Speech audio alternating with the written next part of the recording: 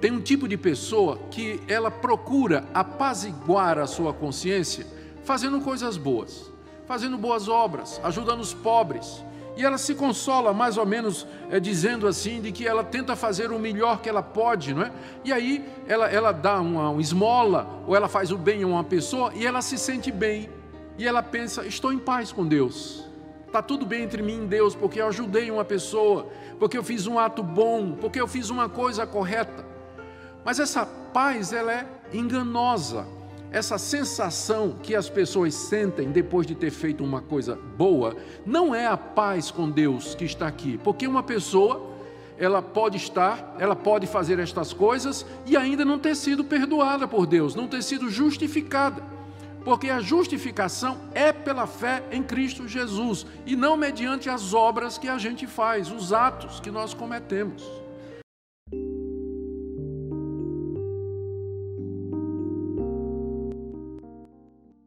A paz com Deus é o resultado da justificação, não é um sentimento. Significa simplesmente, como eu já expliquei, que nós não estamos mais em guerra contra Deus, não estamos mais debaixo da sua condenação, Ele nos perdoou e nos aceitou completamente. Então, isso não se perde, isso também não é alguma coisa que é resultado de qualquer experiência minha ou sentimento meu, ou qualquer coisa que eu tenha feito. Isso é um ato de Deus. Deus me perdoou e agora Deus declarou a paz dele para comigo. Acabou a guerra entre mim e Deus. Isso se chama paz com Deus. Mas agora existe a paz de Deus, que é aquele sentimento de uma consciência em paz com relação a Deus, em que a pessoa se sente aceita por Deus e que ela se sente tranquila em relação a Deus. E isso traz uma grande alegria, uma paz e uma tranquilidade ao seu coração. Essa é a paz de Deus, que Deus coloca em nossos corações. Só que essa paz de Deus, às vezes pode ser perturbada. Às vezes ela tem altos e baixos.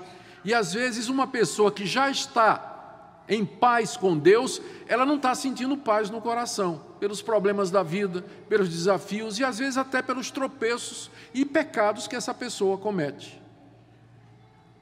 Justificados pela fé, nós temos paz com Deus. E o resultado dessa paz que nós temos com Deus é a paz de consciência, é a paz no coração, é a tranquilidade que nós desfrutamos aqui nesse mundo diante de Deus. Pode ter momentos de variação, uma pessoa salva verdadeiramente, às vezes pode estar no fundo do poço, mas ela não perdeu a paz com Deus, mas apenas a paz de Deus no seu coração. Uma vez que ela confia em Deus outra vez, descansa em Deus e nas suas promessas, confessa os seus pecados, então a paz de Deus volta outra vez ao seu coração. Como é que essa paz com Deus é obtida? Paulo diz com muita clareza no verso 1: justificados, pois, mediante a fé, temos paz com Deus por meio do nosso Senhor Jesus Cristo. Por que essa explicação aqui de Paulo é necessária? Nós temos paz com Deus mediante o Senhor Jesus Cristo. É porque às vezes as pessoas se iludem com relação à paz que elas sentem em questão espiritual. Vou dar dois exemplos.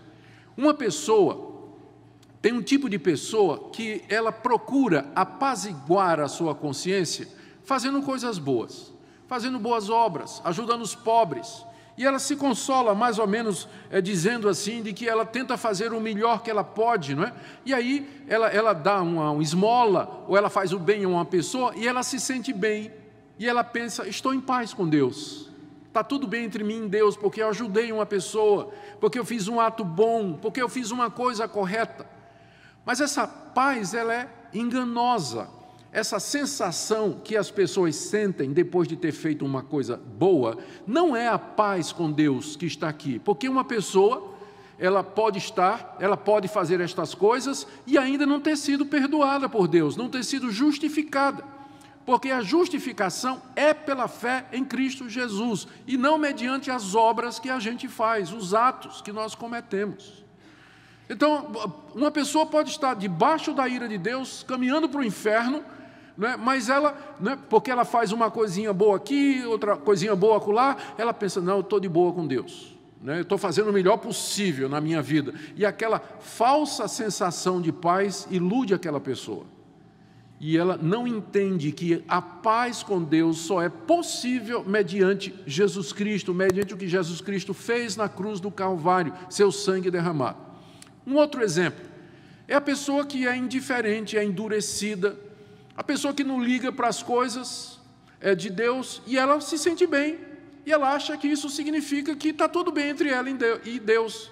Eu sei porque eu vivi assim durante muito tempo. Muito tempo. Às vezes chegava um pastor para mim, eu era desviado da igreja, né? Fui criado na igreja, 16 anos, caí fora, fui para o mundão fazer um monte de coisa errada. Muita coisa errada. De vez em quando chegava um pastor para mim e dizia assim, querendo me evangelizar, não é? E dizia assim, eu sei que você não tem paz. Eu disse, como assim? Não, eu sei que você é uma pessoa infeliz. Eu digo, o senhor está muito enganado. Eu gosto de beber, gosto de fazer farra, gosto da minha vida. Gosto de tudo que eu faço, estou me sentindo muito bem, está tudo bem comigo em Deus, estou me sentindo tranquilo, não estou sentindo nada errado, minha consciência de nada me acusa. Já conheceram pessoas assim? Elas vivem no pecado, elas vivem no erro, mas dizem assim, estou com a consciência tranquila. Então, essa falsa sensação de que elas estão de bem com Deus, na verdade, é fatal para elas, porque elas não estão. A paz com Deus só é concedida, só existe paz com Deus quando resolver o problema do pecado, a causa da guerra. Por que Deus está em guerra conosco? Porque nós o desafiamos, porque nós o afrontamos, porque nós quebramos a sua lei, porque nós somos culpados e porque Deus é santo e justo e Ele tem que nos julgar e castigar. Enquanto isso não for resolvido, Deus está em guerra conosco e qualquer sensação de paz é ilusória. A única paz verdadeira é quando a causa da guerra é removida. E qual é a causa da guerra? O pecado e sua culpa. Como é que ela é removida? Não é pelo seu mérito, mas pelo que Jesus Cristo fez na cruz. Quando Ele levou sobre si a nossa culpa, quando Ele foi sacrificado em nosso lugar, quando Deus derramou sobre Ele a sua ira, quando devia ter derramado sobre nós. Então, é por isso que Paulo diz, temos paz com Deus mediante o Senhor Jesus Cristo, porque qualquer outra forma de paz com Deus, ela é ilusória, ela não existe. É só a paz que vem mediante Jesus Cristo. Essa é a verdadeira. As outras são sensações humanas que iludem as pessoas. Então, nós precisamos ter cuidado com relação a isso. Mas graças a Deus, porque nós podemos ter essa paz com Ele mediante o Senhor e Salvador Jesus Cristo. Eu acho que essa passagem aqui ilustra perfeitamente o que o apóstolo Paulo está dizendo. Nós estamos diante do Rei do universo, Senhor da glória, Criador de todas as coisas, assentado no trono do universo. Como é que eu me aproximo dEle? Como é que eu tenho acesso à presença dEle? Não posso fazer isso. Estou em estado de guerra, eu sou inimigo dEle, Ele é meu inimigo. Mas agora, justificados pela fé, não estando mais em guerra contra Deus, eu tenho acesso a Deus. Eu posso chegar na presença de Deus. Ele estende o seu bastão para mim. E eu toco na ponta do bastão e Ele diz, você é bem-vindo. Você está no meu favor. Chegue-se diante de mim. Qual o teu pedido? Qual o teu desejo? Eu posso chegar na presença do Rei do Universo, mediante a fé em Jesus Cristo. Jesus Cristo é o meu introdutor, é aquela pessoa que abriu a porta e que permite que eu acesse o trono de Deus. Como é que Ele fez isso? Porque Ele foi aquela pessoa que removeu a inimizade. Foi no seu sangue que o tratado de paz, foi com seu sangue que o tratado de paz entre mim e Deus foi assinado. E por isso eu posso acessar Deus, a presença dEle. Vamos voltar lá para o que Paulo diz, veja como faz todo sentido. Por intermédio de quem? Jesus. Nós obtivemos igualmente acesso pela fé a esta graça na qual estamos firmes. Qual é a graça? É esse favor que Deus nos estende, de podermos chegar na sua presença e o servirmos, e colocarmos diante dele a nossa petição, em sermos atendidos por Ele. Isso só é possível mediante Jesus Cristo. Você nunca poderá entrar no palácio e no trono da sala onde Deus está como Senhor do universo, se não for mediante Jesus Cristo.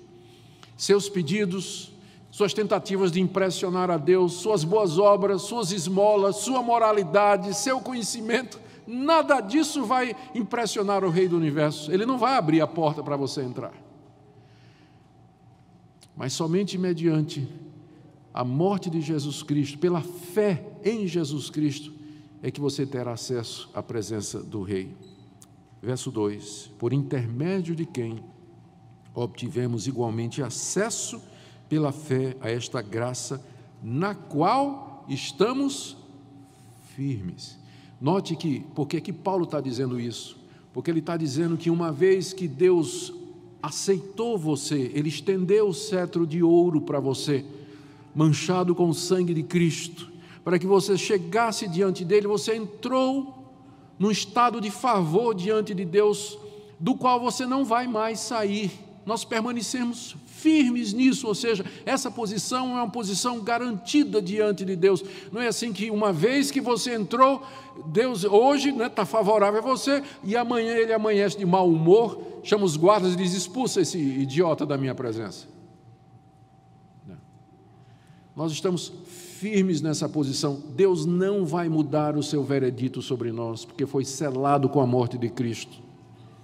E é isso que vai nos garantir a salvação eterna, não nossos méritos, mas o que Deus fez em Cristo Jesus na cruz do Calvário por nós.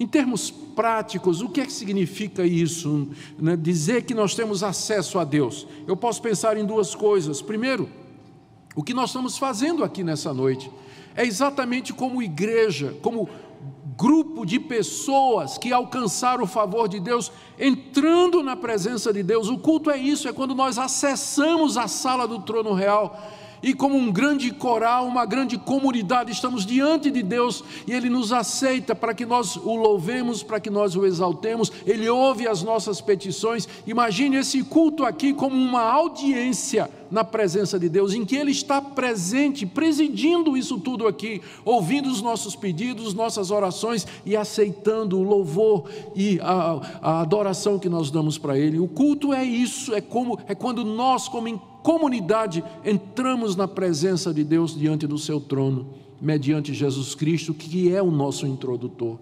Essa é uma das formas que nós temos de acesso. Por isso que nós estamos reunidos, porque temos certeza de que Deus está entre nós e que nós estamos na presença dEle, estamos firmes nessa graça. Mas não é somente aqui nesse momento. Eu fico pensando quantas vezes durante o dia eu acesso a presença de Deus.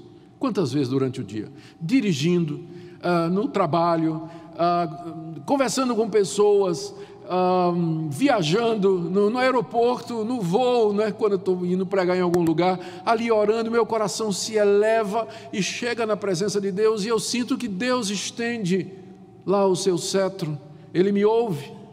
Essa comunhão com Deus, esse acesso diário a Deus que todo crente verdadeiro experimenta, isso é permitido por conta de Jesus. No Antigo Testamento, os crentes, para se aproximar de Deus, dependiam dos sacerdotes e dos sacrifícios, da mediação daqueles homens. Mas agora, justificados pela fé, nós temos acesso a Deus.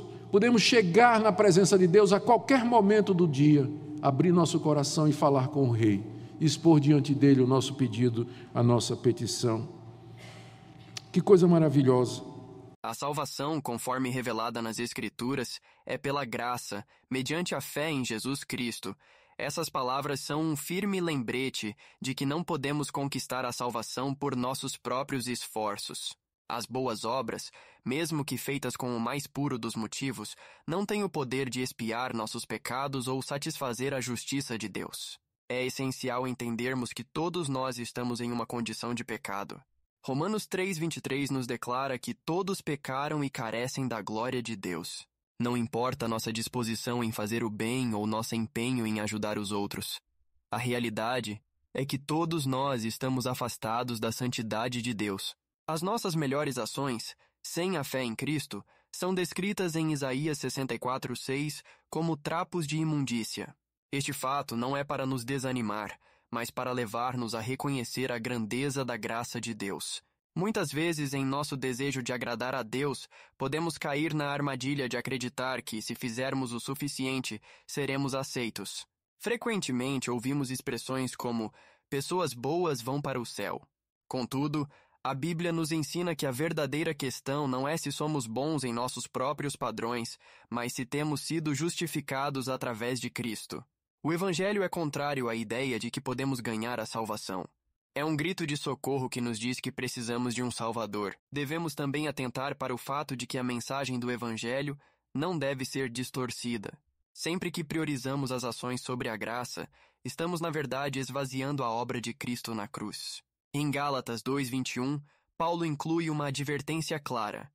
Não anulo a graça de Deus, porque se a justiça vem pela lei, logo por Cristo morreu em vão. Este é um lembrete significativo de que não podemos misturar a graça de Deus com nossos esforços. Se a salvação pudesse ser ganha por nossas obras, teríamos de questionar a necessidade da crucificação de Cristo. Mas isso não significa que as boas obras não têm importância. Elas são, na verdade, uma evidência da fé que professamos. Tiago 2,17 diz: Assim também a fé, se não tiver obras, é morta em si mesma. Isso significa que a verdadeira fé, aquela que foi transformada pela graça de Deus, inevitavelmente resulta em boas obras. Não estamos então sendo salvos pelas obras, mas somos salvos para as obras. Em Efésios 2:10, Paulo nos lembra de que fomos criados em Cristo Jesus para boas obras, as quais Deus preparou para que andássemos nelas. As nossas ações, nossa caridade, as boas obras que realizamos, são frutos de uma vida transformada pela graça, e não a raiz da nossa salvação. Devemos ter o cuidado de não confundirmos essa ordem. As obras não nos salvam, mas são respostas apropriadas à salvação que já recebemos. Por isso, encorajo cada um de vocês a viver uma vida de generosidade, amando e servindo aos outros, mas sempre lembrando: isso é um reflexo da graça de Deus que opera em nós, e não o meio pelo qual alcançamos a salvação.